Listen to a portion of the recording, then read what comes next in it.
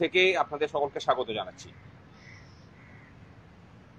আপনারা জানেন যে দীর্ঘদিন থেকে এই রাজ্যের কর্মচারীরা, চাকরি প্রার্থীরা ঐক্যবদ্ধভাবে লড়াই করে যাচ্ছেন বিভিন্ন দাবি দাওয়া নিয়ে। আমরা মূলত এই রাজ্যের যে 6 লক্ষ শূন্য পদ সরকারের বিভিন্ন ডিপার্টমেন্টে পড়ে আছে, সেই 6 লক্ষ শূন্য পদে স্বচ্ছতার সাথে স্থায়ী নিয়োগ চাইছি। স্বচ্ছ এবং স্থায়ী নিয়োগের বিষয়টা এই রাজ্যে বর্তমানে অন্য গ্রহের শব্দ হয়ে গেছে। আমরা চাই যে এই রাজ্যের ছেলে মেয়েদের সামনে স্বচ্ছ এবং স্থায়ী নিয়োগের দরজাটা খুলুক। এই নিয়ে আমাদের নিরন্তর লড়াই চলছে। আমাদের লড়াই চলছে এই রাজ্যের সদ্য চাকরিহারা যোগ্য শিক্ষক এবং শিক্ষাকর্মীদের জন্য। যে প্যানেল 2016 সালে প্রকাশিত হয়েছিল, সেই প্যানেলকে পুনর্বহাল করতে হবে। যোগ্যদের নির্ভুল তালিকা এবং সমস্ত পরীক্ষার্থী যারা পরীক্ষা দিয়েছিলেন তাদের ওএমআর প্রকাশের মধ্যে দিয়ে আমাদের দাবি সুপ্রিম কোর্টের রায় মেনে অবিলম্বে 25% বকেয়া সহ বর্তমান রোপার যে 37% বকেয়া মহার্ঘ ভাতা আছে সেটা মিটিয়ে দিতে হবে।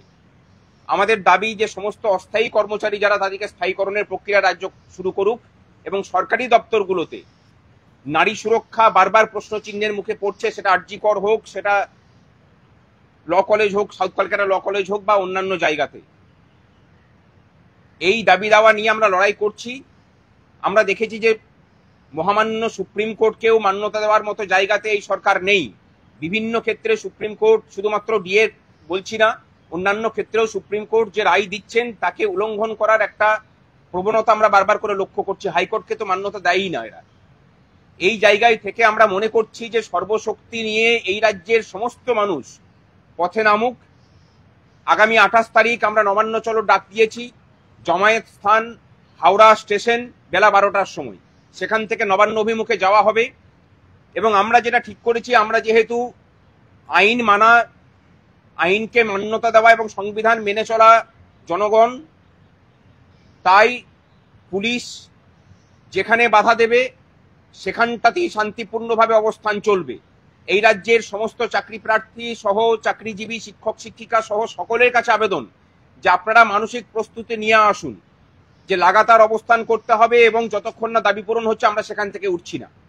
তাতে প্রশাসন যদি যে অবস্থায় নিক, তার প্রতিরক্ষামূলক ব্যবস্থাই শুধু আমরা নেব, আমরা কোনো আক্রমণে যাব না। সমস্ত মঞ্চ, সমস্ত কিছু বিভেদ ভুলে আমরা সর্বশক্তি নিয়ে আগামী 28 তারিখ নামছি। এবং আগামী 21 তারিখ অর্থাৎ পরশু দিন, যেখানে ধর্মতলায় শহীদ দিবস পালন হবে, সেখানেই আমরা ডাক দিয়েছি এই মঞ্চে এই রাজ্যের মেধা এবং শ্রমের তর্পণ অনেক আগেই এই রাজ্য সরকার করে দিয়েছে। তাদের শহীদ দিবস উদযাপন হবে এই মঞ্চে। বহু চাকরি প্রার্থী বঞ্চনা সহ্য করতে না পেরে সুসাইড করেছেন, চাকরিহারারা সুসাইড করেছেন, বহু পেনশনার বকেয়া মহার্ঘ ভাতা না পেয়ে প্রাণত্যাগ করেছেন। এবং আপামর ভাবে যেটা যদি দেখা হয়, এই বাঙালির শ্রমকে সস্তা করা হয়েছে। তাই আমরা বলছি যে মেধা এবং শ্রমের যে আহুতি এই রাজ্যে দেওয়া হয়েছে, তারই শহীদ দিবস পালনটা হচ্ছে ওই শহীদ দিবসের প্রকৃত মর্মার্থ বর্তমান সময়ে দাঁড়িয়ে আমরা সেদিন পালন করব। এবং আমাদের এর আগের যেদিন কর্মসূচি ঘোষণা করেছিলাম, সেদিন তৃণমূলের পার্টির যিনি মুখপত্র কুণাল ঘোষ আমাদের হুমকি দিয়েছিলেন। আমরা আজকে এর প্রতিবাদে আমাদের নিরাপত্তা সুনিশ্চিত করার দাবি জানিয়ে লালবাজারে আমরা চিঠি দিয়েছি। সেই চিঠি আপনাদের কাছে তুলে দেওয়া হবে। আমরা বলছি যে একজন জেলখাটা আসামি, তিনি যখন সরকারি জায়গা থেকে পুলিশের প্রোটেকশন নিয়ে হুমকি দেন, তখন তার যে অপরাধ প্রবণতা সেটা প্রকাশ পায়। এবং এই অপরাধ প্রবণতার মানুষ যে কোনো ধরনের পদক্ষেপ নিতে পারে। আমরা পুলিশের কাছে বলছি যে হাইকোর্টের রায়কে মান্যতা দিয়ে আমাদের যে নিরাপত্তার দায়িত্ব প্রশাসনকে দিয়ে রেখেছে হাইকোর্ট, সেই দায়িত্ব প্রশাসন পালন করুক। আমাদের সাথে যৌথ মঞ্চের অন্যতম আহ্বায়ক বিশ্বজিৎ গুপ্ত চৌধুরী আছেন, তিনি বলবেন। নমস্কার। আপনারা শুনলেন যে দুটো মঞ্চ, শুধুমাত্র দুটো মঞ্চই নয়, এই মুহূর্তে রাজ্য প্রশাসনের যারা নিজস্ব অধিকার বুঝে নিতে চান, সেই সমস্ত কর্মচারী, শিক্ষক মহাশয়, শিক্ষাকর্মী বন্ধুরা ঐক্যবদ্ধভাবেই আমরা আমাদের নিজেদের অধিকার, হকের পাওনা বুঝে নিতে রাস্তায় নেমেছি। আমরা দুটো মঞ্চ সম্মিলিতভাবেই, ঐক্যবদ্ধভাবেই গত 4 তারিখ 4 জুলাই 2 ঘন্টার পেন ডাউনের কর্মসূচি আমরা রূপায়ণ করেছি।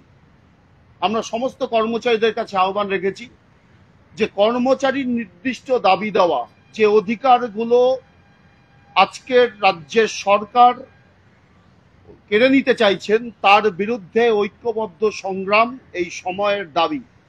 এই ঐক্যবদ্ধ সংগ্রামের মধ্যে দিয়েই আমরা আমাদের যে অর্জিত অধিকার সেটাকে অক্ষুণ্ণ রাখতে চাই এবং যে বিপুল পরিমাণ শূন্য পদ,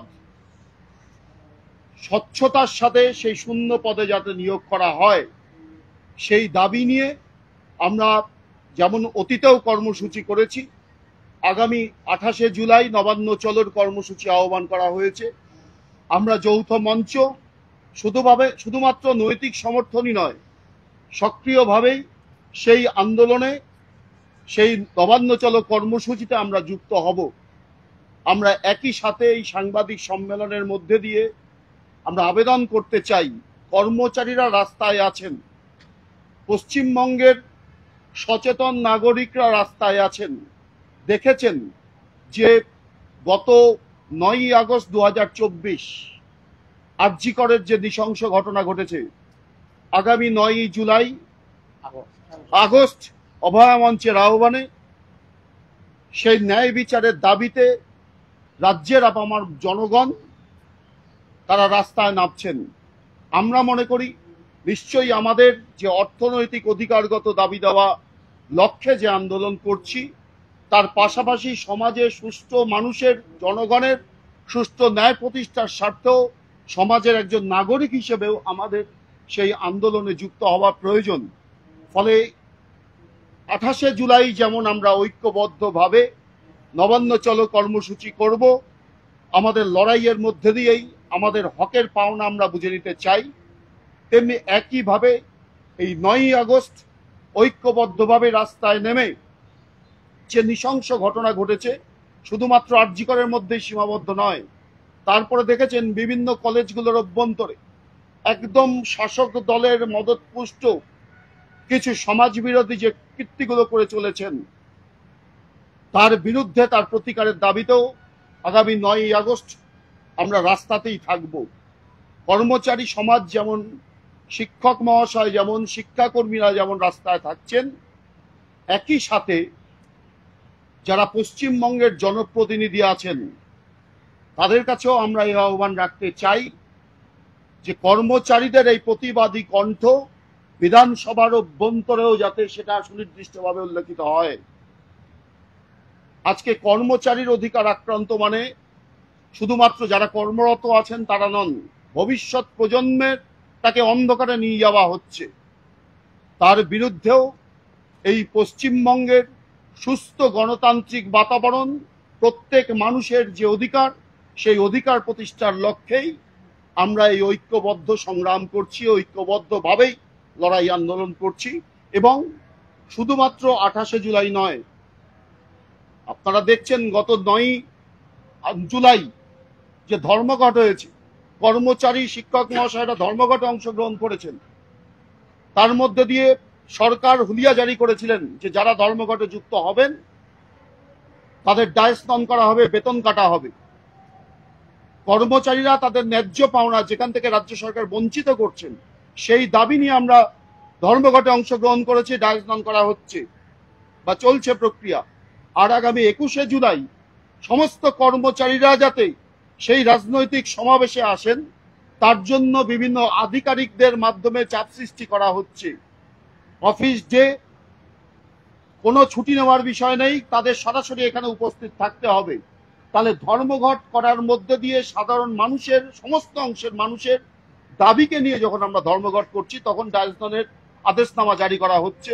অথচ 21 জুলাই উপস্থিত হতে হবে, সেখানে কোনো ধরনের চাকরিচ্ছেদ বা এই ধরনের কোনো প্রক্রিয়া গ্রহণ করা হচ্ছে না বা হবে না।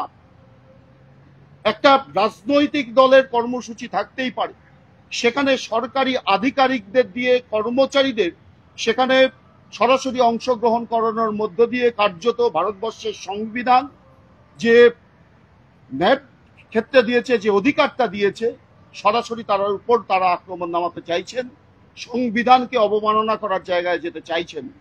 তার বিরুদ্ধেও আজকের এই সাংবাদিক সম্মেলনের মধ্যে দিয়ে আমরা আপামর রাজ্যবাসীর কাছে এই বার্তাটা দিতে চাই যে আগামী 28শে জুলাই নবান্ন চলো কর্মসূচির মধ্যে দিয়েই আমাদের ঐক্যবদ্ধ মুভমেন্ট শেষ হবে না। আগামী দিনে আমাদের ন্যায্য অধিকার প্রতিষ্ঠার লক্ষ্যে আগামী দিনে যৌথভাবেই আমরা ঐক্যবদ্ধভাবেই আমাদের হকের দাবি বুঝে নেব। তাতে প্রয়োজনের বৃহত্তর কর্মসূচিতে যেতে হলে নিশ্চয়ই আমরা ঐক্যবদ্ধভাবেই সেই বৃহত্তর কর্মসূচিতে যাব।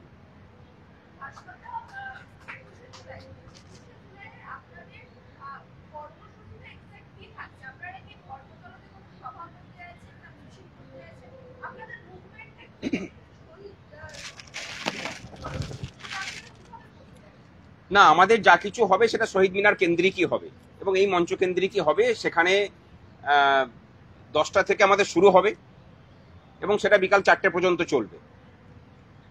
আমরা বিভিন্নভাবে দেখানোর চেষ্টা করব যে কিভাবে এই রাজ্যের মেধাকে, এই রাজ্যের শ্রমকে, মানে এই সরকার প্রাতিষ্ঠানিক দুর্নীতি দিয়ে হত্যা করেছে। আমাদের রাজ্যবাসীর কাছে সেদিন তুলে ধরার একটা প্রচেষ্টা আমরা করব যে যদি প্রকৃত শহীদ দিবস পালন করতে হয় গোটা রাজ্য জুড়ে, তাহলে এই বাংলার মেধা এবং শ্রমের শহীদ দিবসই পালন করা উচিত এই জাতির। না হলে এই জাতির অস্তিত্ব আজকে বিপন্ন, জাতি বাঁচবে না। হ্যাঁ, এখানেই সভা হবে এবং বিভিন্ন ধরনের ইয়ে থাকবে, অ্যাক্টিভিটি থাকবে, তার মাধ্যমে তুলে ধরা হবে, চেষ্টা হবে।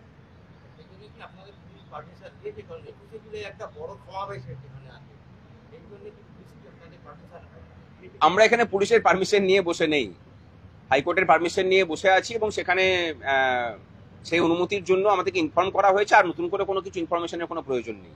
সুতরাং পুলিশ যদি বাধা দিতে আসে তাহলে ওই রবীন্দ্রনাথের কথা ধার করে বলি, ঠাকুরের মানে বিশ্বকবির কথা ধার করে বলি যে বাধা দিলে বাঁধবে লড়াই।